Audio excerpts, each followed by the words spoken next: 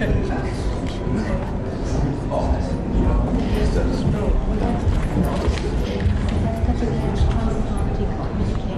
is the original ticket tape. Century, British and American entrepreneurs and engineers.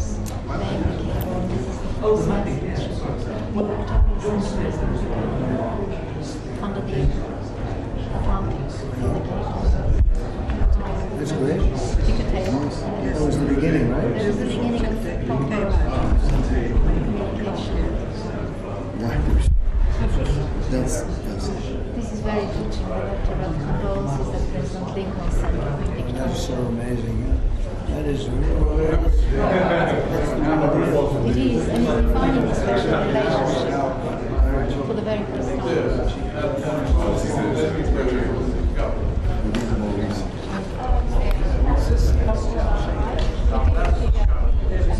1939, the first visit by Royal in the United States.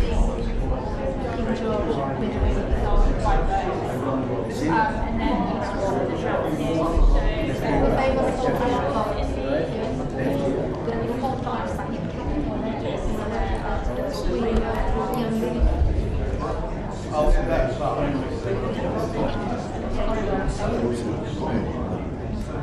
very cold.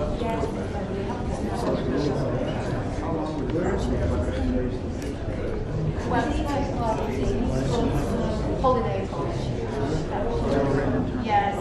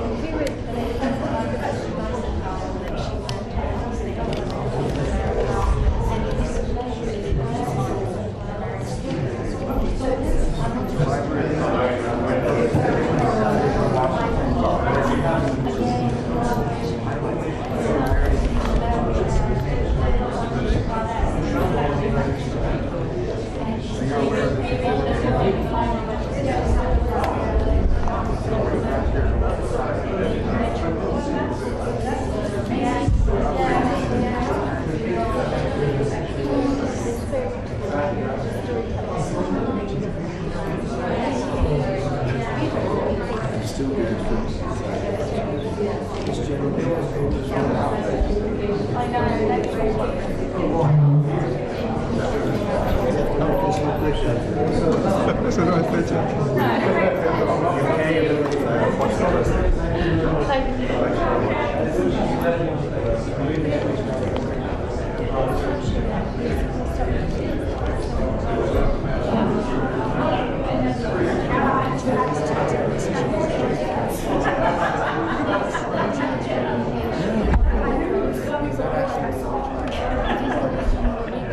So how is this?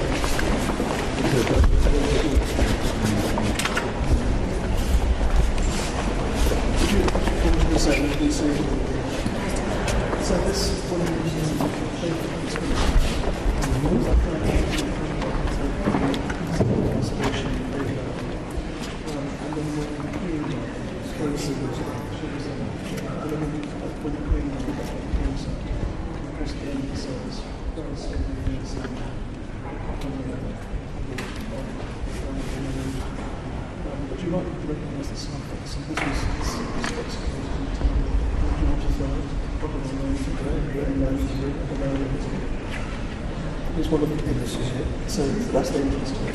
So there's the entrance. So you have a whole thing. People go down. There were 10 British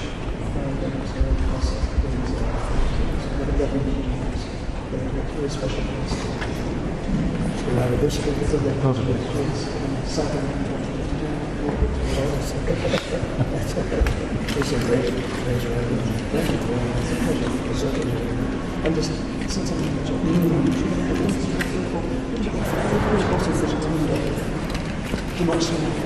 and they're all good works of Prince and his trade industry, university, art and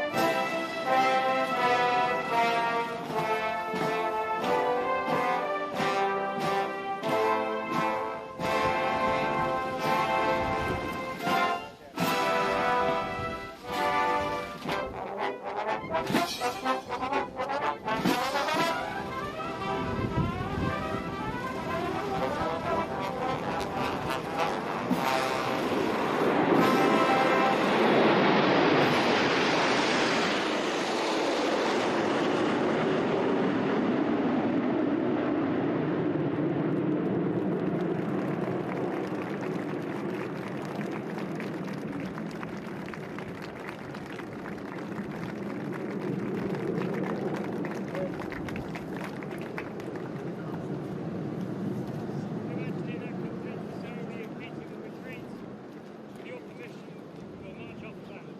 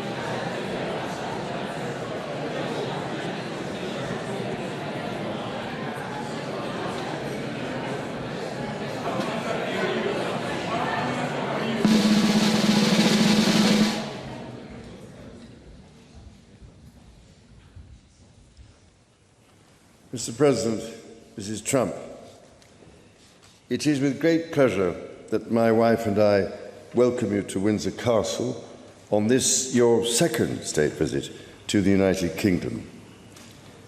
This unique and important occasion reflects the enduring bond between our two great nations, anchored by the deep friendship between our people.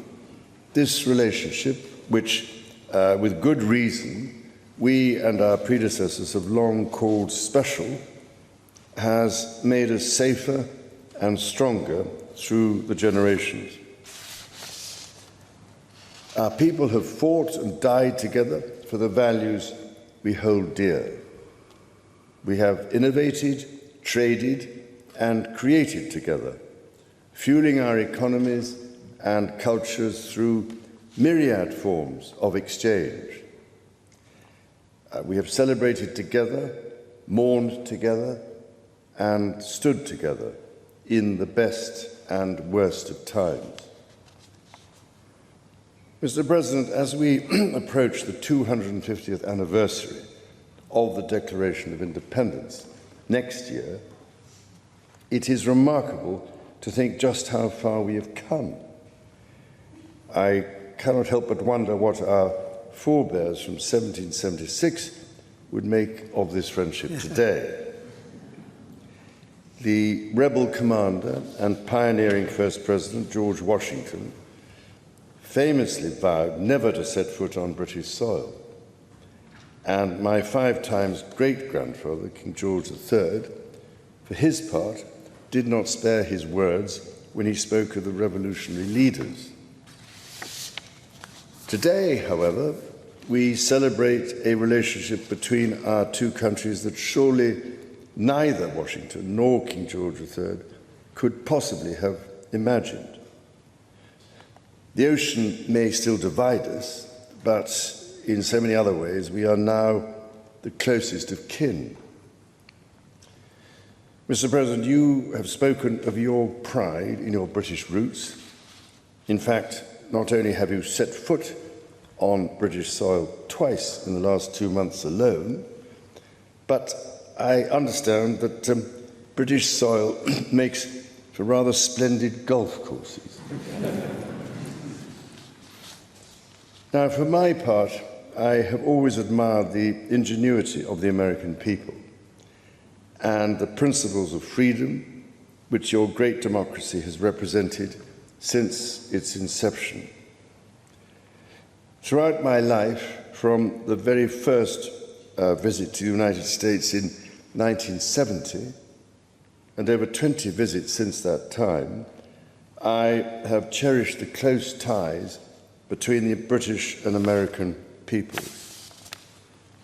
In fact, had the media succeeded in the 1970s in their own attempt at deepening the special relationship, I myself might have been married off within the Nixon family. Mr. President, from York to New York, from Birmingham, England to Birmingham, Alabama, we are united by a common language and shared heritage. The many thousands of people from each of our countries who have made the other their home have enriched our societies immeasurably, a fact that gives me the greatest pride. Our cultural connections, too, continue to flourish, with our actors, musicians, writers and television presenters prospering in the hearts of transatlantic audiences. Today, our alliance spans every field of endeavour and shows vast potential for growth. The United Kingdom was your partner in the first trade deal of your administration, Mr. President, bringing jobs and growth to both our countries. And no doubt we can go even further as we build this new era of our partnership. Our two nations have an exceptional legacy of shared discovery. Together, we laid the foundations of nuclear science, mapped the human genome, and built the internet, upon which all contemporary commerce, communication, and defense is based. Together, our scientists and engineers are shaping the world of tomorrow, not least with new partnership agreements on technology and the prosperity that stands to bring. Our countries have the closest defense, security, and intelligence relationship ever known. In 2 world wars, we fought together to defeat the forces of tyranny. Today, as tyranny once again threatens Europe, we and our allies stand together in support of Ukraine to deter aggression and secure peace. And our AUKUS submarine partnership with Australia sets the benchmark for innovative and vital collaboration. The successes of the British Redcoats and of George Washington's Continental Army today stand shoulder to shoulder, brothers and sisters in arms, protecting the freedoms we both cherish. Our countries are working together in support of crucial diplomatic efforts, not least of which, Mr. President, is your own personal commitment to finding solutions to some of the world's most intractable conflicts in order to secure peace. In striving for a better world, we also have a precious opportunity to safeguard and to restore the wonders and beauty of nature for the generations who follow us. We share the ambition and determination to preserve our majestic lands and waters, above all, to ensure that we have clean water, clean air, and clean food. Our legacy for the next 250 years and beyond is to ensure that our children, grandchildren, and those who come after them can experience the awe and magnificence of the natural treasures found in the countryside, on the coasts, in the seas, and in the national parks established by your predecessors and mine. Mr. President, Mrs. Trump, the bond between our two nations is indeed a remarkable one.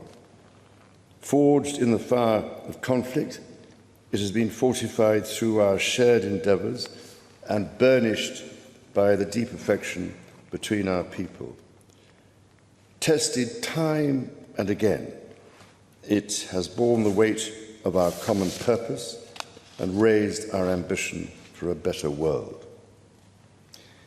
So, in renewing our bond tonight, we do so with unshakable trust in our friendship and in our shared commitment to independence and liberty.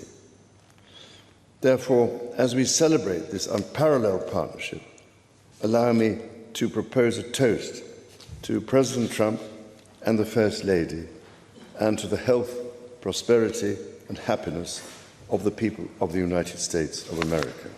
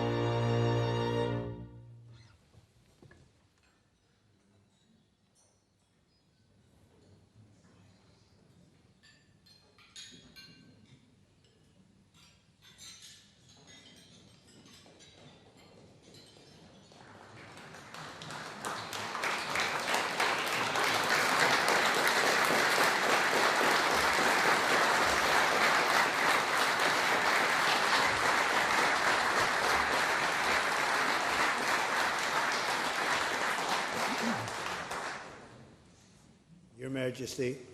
Melania and I are deeply grateful to you and Queen Camilla for your extraordinary graciousness. And to William and Kate, thank you so much. It's been so great being with you today. Thank you very much. Appreciate it. It's a singular privilege to be the first American president welcomed here. And if you think about it, it's a lot of presidents, and this was the second state visit, and that's the first, and maybe that's going to be the last time. I hope it is, actually. But this is truly one of the highest honors of my life. Such respect for you and such respect for your country. For many decades, His Majesty the King has epitomized the fortitude, nobility, and the spirit of the British monarchy and the British people. He's dedicated himself to preserving the glory and unique character of this kingdom, restoring life to the rivers and streams, supporting the works of its artists and composers, planting trees and gardens in its countryside. And I just visited one of the most beautiful I've ever seen that you just completed, and protecting the architectural integrity of cities, villages, and towns. He has uplifted the poor, cared for rural farmers, and tended to wounded veterans like nobody else. I'll tell you that I just stood in line and shook about 150 hands, and the king knew every single person and every single company, and some of them had bad names like XYZ-Q3, and he knew every one of them, or at least I think he did, because nobody was complaining. I was very impressed with that. But I just want to say that His Majesty has also raised a remarkable son in His Royal Highness Prince of Wales. Really amazing. We've gotten to know you, and I think you're going to have an unbelievable success in the future. Melania and I are delighted to visit again with Prince William and to see Her Royal Highness Princess Catherine, so radiant and so healthy, so beautiful. It's really a great honor. Thank you. Many years ago, His Majesty opened his archives to a biographer. Among the documents was a letter from 1993 in which he described the patriotism and guided his many projects. He wrote that he was, quote, entirely motivated by a desperate desire to put the great back into Great Britain. In the finest tradition of British sovereigns, he has given his whole heart, everything he's got, to those parts of Britain that are beyond the realm of mere legislation. It's not easy, but which define its essence and its virtue, its harmony and its soul. It's an amazing calling, and there's nobody that's answered that calling like you have. A fifth of all of humanity speaks, writes, thinks, and prays in the language born on these isles and perfected in the pages of Shakespeare and Dickens and Tolkien, Lewis, Orwell, and Kipling. Incredible people, unbelievable people like we have rarely seen before, probably won't see again. The lion-hearted people of this kingdom defeated Napoleon, unleashed the Industrial Revolution, destroyed slavery, and defended civilization in the darkest days of fascism and communism. The British gave the world the Magna Carta, the modern parliament, and Francis Bacon's scientific method. They gave us the works of Locke, Hobbes, Smith, and Burke, Newton, and Blackstone. The legal, intellectual, cultural, and political traditions of this kingdom have been among the highest achievements of mankind. There's really never been anything like it. The British Empire laid the foundations of law, liberty, free speech, and individual rights virtually everywhere the Union Jack has ever flown, including a place called America. You know that place very well, don't you? His Majesty spoke eloquently about the bond which inspired Sir Winston Churchill, and the bust is in the Oval Office right now, the beautiful bust of Winston Churchill, to coin the phrase special relationship. But seen from American eyes, the word special does not begin to do it justice. We're joined by history and fate, and by love and language, and by transcendent ties of culture, tradition, ancestry, and destiny. We're like two notes in one chord or two verses of the same poem, each beautiful on its own, but really meant to be played together. The bond of kinship and identity between America and the United Kingdom is priceless and eternal. It's irreplaceable and unbreakable, and we are, as a country, as you know, doing unbelievably well. We had a very sick country 1 year ago, and today, I believe we're the hottest country anywhere in the world. In fact, nobody's even questioning it, but we owe so much of that to you and the footing that you gave us when we started. Together, we've done more good for humanity than any two countries in all of history. Together, we must defend the exceptional heritage that makes us who we are, and we must continue to stand for the values and the people of the English-speaking world, and we do indeed stand for that. On behalf of all Americans, I offer a toast to one of the great friendships, to two great countries, and to His Majesty, King Charles III, a very, very special man, and also a very, very special queen. Thank you very much. Thank you. Thank you very much. It's a great honor to be with you.